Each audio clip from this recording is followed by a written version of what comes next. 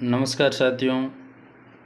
आज pre BSTC के 2 पारी में पेपर हुए थे।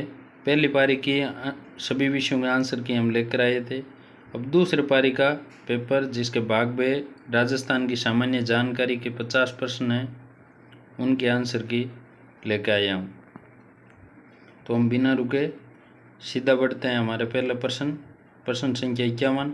खादी और ग्रामोद्योग आयोग द्वारा मरुस्थलीकरण को रोकने के लिए निम्न में से किस कार्यक्रम की शुरुआत की गई? तो ये कार्यक्रम है प्रोजेक्ट ट्री। किसके द्वारा? खादी और ग्रामोद्योग आयोग द्वारा। दूसरा प्रश्न है, लच्छीराम किस लोक नाट्य से संबंधित है? तो ये आप सबको पता ही होगा, लच्छीराम कुचामनी ख्याल से संबंधित है। कौन से ख्याल से? कुचामनी ख्याल से संबंधित है। गणगौर का त्यौहार निम्न में से किससे संबंधित है? तो गणगौर का त्यौहार हम सब मनाते हैं शिव और पार्वती से संबंधित है। कानड़दे चौहान नाम से ही कानड़दे किस वंश का शासक था? तो कानड़दे चौहान थे, चौहान वंश के शासक थे। कानड़दे चौहान के नाम से ये फेमस है। मार्च 2023 में राजस्थान के कितने रेलवे स्टेशनों को अमृत भारत स्टेशन योजना में विकसित करने हेतु चिन्हित किया गया? तो 2023 में 82 रेलवे स्टेशनों को अमृत भारत योजना में शामिल किया गया। अगला प्रश्न, कीर्ति स्तंभ चित्तौड़गढ़ का निर्माण किसके द्वारा किया गया? तो जैन व्यापारी द्वारा किया गया था कीर्ति स्तंभ का निर्माण। पहली पारी से ये दूसरी पारी वाला प्रश्न पत्र थोड़ा सा मुझे हार्ड लग रहा है। सामान्य ज्ञान के प्रश्न थोड़े हार्ड लग रहे हैं। राजस्थान में ग्राम सभा का गठन किया जाता है तो पंचायत क्षेत्र के गांव में आने वाले पंजीकृत मतदाताओं से। ये आप नॉर्मली पढ़ते ही हो हमेशा, तो ऑप्शन डी सही है। नक्की झील से संबंधित निम्नलिखित कथनों पर विचार कीजिए, वे सही विकल्प चुनिए। तो ये एक मानव निर्मित झील है। तो ये कृत्रिम झील की श्रेणी में आती हैं। बोलते हैं देवताओं ने नाखूनों द्वारा बनाई। तो मुझे इसमें ऑप्शन एक सही लग रहा है। महात्मा गांधी की अस्थियों का कुछ हिस्सा नहीं, ये तो पुष्कर झील में महात्मा गांधी की अस्थियों का हिस्सा विसर्जित किया गया, तो ये मानव निर्मित झील लग रही है। तो ऑप्शन ए सही हो सकता है। गौरी एक लोकनाट्य है जो किसकी कहानी पर? तो गौरी लोकनाट्य शिव और भस्मासुर की कहानी पर आधारित है।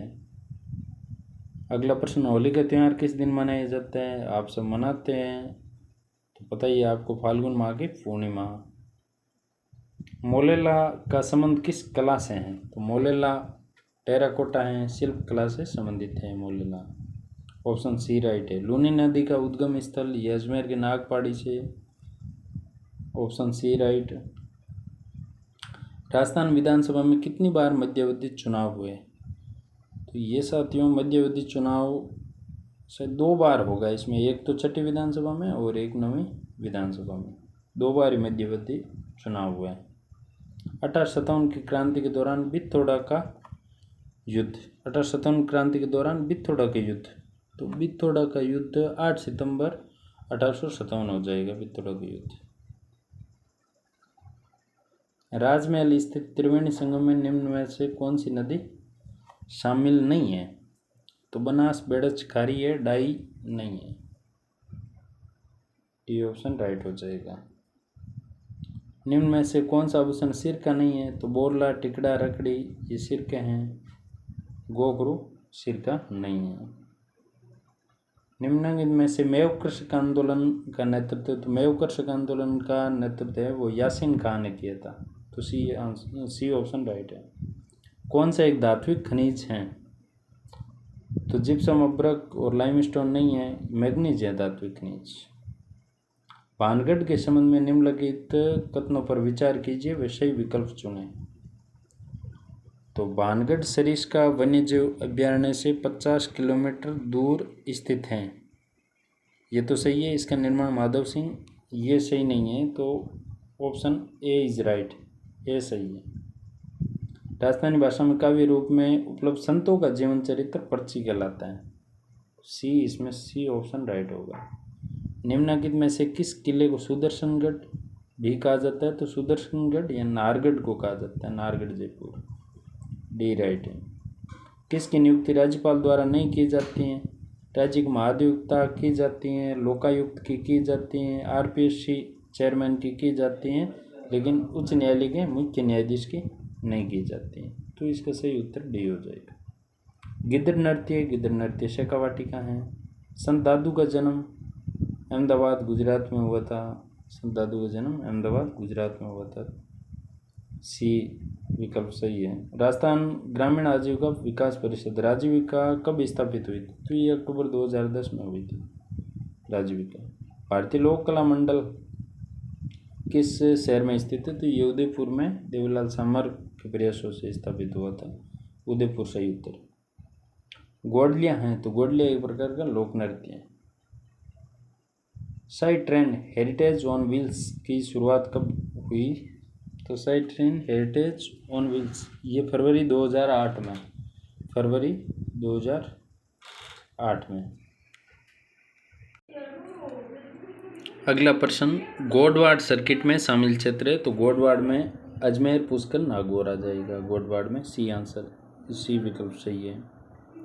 अगला प्रश्न, राजस्थान सरकार की आर्थिक समीक्षा यानी इकोनॉमिक सर्वे 2024-25 के अनुसार वर्ष 2024 में निम्नलिखित में से किस जिले में सबसे अधिक घरेलू पर्यटक आए? तो वैसे भी अपने जयपुर में ज़्यादा राजस्थान के लोग ज़्यादा घूमने जाते हैं, तो यह जो घरेलू पर्यटक है वो ज़्यादा जयपुर में ही आते हैं। तो इसका सही उत्तर हो जाएगा जयपुर। पटेली बिच्छू लालर ये राजस्थान बोर्ड की किताब में भी है और हमेशा आता रहता है। ये लोकगीत हैं, मेवाड़ के लोकगीत हैं। 81 में डी विकल्प सही होगा। किस किसान आंदोलन के दौरान जागीरदार व किसानों के मध्य हुए समझौते को बोल्शेविक समझौता कहा जाता है? तो ये बोल्शेविक समझौता बेंगू किसान आंदोलन को बोल्शेविक समझौता कहा जाता है, बेंगू किसान आंदोलन। अंग्रेजों से संधि करने वाली राजपूताना की आखिरी रियासत? तो ये अंतिम रियासत सिरोही थी। तो ऑप्शन बी राइट हो जाएगा। तालाबेसाई झील निम्न में से किस स्थान पर स्थित है? तो तालाबेसाई धौलपुर में स्थित है। पहले केसरबाग, पहले पारी वाले प्रश्न पत्र में आया था केसरबाग कहाँ स्थित है, वो भी धौलपुर। ये तालाबेसाई धौलपुर में स्थित है। ए विकल्प सही है। Heritage city development and augmentation योजना यानी हृदय योजना 2015 में राजस्थान किस शहर को शामिल किया गया? तो अजमेर एकमात्र शहर है, अजमेर को शामिल किया गया। भीलवाड़ा के श्रीलाल जोशी, तो जोशी परिवार फड़ चित्रण कला से संबंधित है। राजपूताना समाज सुधार के उद्देश्य से देश हितैषणी सभा की स्थापना कहाँ की गई? तो देश हितैषणी सभा की स्थापना स्वामी जी की प्रेरणा से उदयपुर में की गई थी। उदयपुर में देश हितैषणी सभा। लाडो प्रोत्साहन योजना के संबंध में निम्नलिखित कथनों पर विचार कीजिए व सही विकल्प चुनिए। तो ये योजना अगस्त 2024 से लागू की जा रही है। बिल्कुल ये 1 अगस्त 2024 से लागू की जा रही है। ये योजना बालिकाओं के जन्म को बढ़ावा देती है। बिल्कुल ये दोनों ही विकल्प सही है। सी एक व दोनों सही।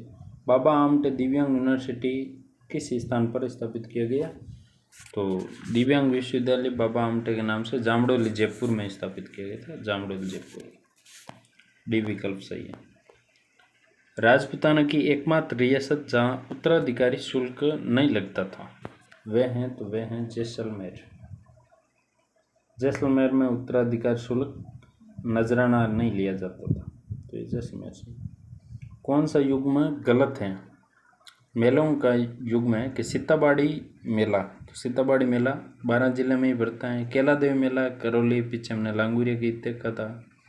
भर्तृहरि मेला अलवर बिल्कुल, और कपिल मुनि मेला ये कोलायत बीकानेर में बढ़ता है। तो ये गलत है, हमें गलत ही पूछा है, तो डी विकल्प सही हो जाएगा। निम्न में से कौन सा राज्य मानवाधिकार आयोग का कार्य नहीं है? किसी भी कारागार यानी जेल का दौरा, बिल्कुल दौरा कर सकते हैं। मानवाधिकारों के उल्लंघन के बारे में स्वयं पड़ताल, तो बिल्कुल कोई भी जांच पड़ताल कर सकते हैं मानवाधिकार उल्लंघन के मामले में। मानवाधिकारों के उल्लंघन पर दंडित करना नहीं, बिल्कुल दंडित करने का अधिकार इनको नहीं है, वो माननीय न्यायालय ही दंडित करता है। मानवाधिकारों के संरक्षण की समीक्षा करना, बिल्कुल समीक्षा कर सकते हैं। तो ये ए, बी और डी तीनों काम मानवाधिकार आयोग का है, लेकिन सी माननीय न्यायालय का काम है, तो ये दंडित नहीं कर सकते। तो हमारा नहीं पूछा है तो विकल्प सी सही है।